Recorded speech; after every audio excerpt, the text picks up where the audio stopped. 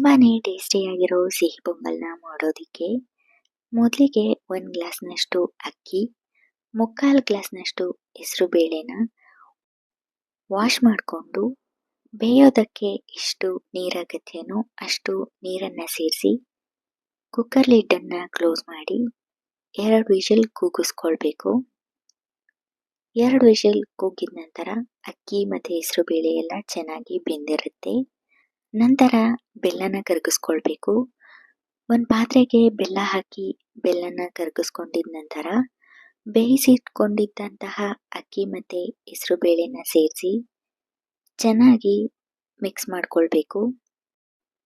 ನಂತರ ಇದಕ್ಕೆ ಹಸಿ ತೆಂಗಿನ ತುರಿನ ಸೇರಿಸಿ ಮತ್ತು 1 ಗ್ಲಾಸ್ನಷ್ಟು ಹಾಲನ್ನ ಸೇರಿಸಿ ಮತ್ತೊಮ್ಮೆ ಚೆನ್ನಾಗಿ ಕುದಿಸ್ಕೊಳ್ಬೇಕು.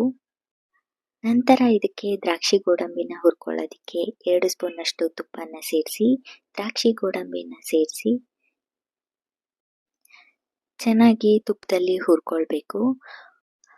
ಹುರಿದಿದಂಥ ದ್ರಾಕ್ಷಿ ಗೋಡಂಬಿ ಮತ್ತು 2 ಏಲಕ್ಕಿ ಕಾಯಿನ ಸೇರಿಸಿ ಇನ್ನೊಮ್ಮೆ ಚೆನ್ನಾಗಿ ಮಿಕ್ಸ್ ಮಾಡ್ಕೊಂಡ್ಬಿಟ್ರೆ ಟೇಸ್ಟಿಯಾಗಿರೋ ಸಿಹಿ ಪೊಂಗಲ್ ಕೂಡ ರೆಡಿ.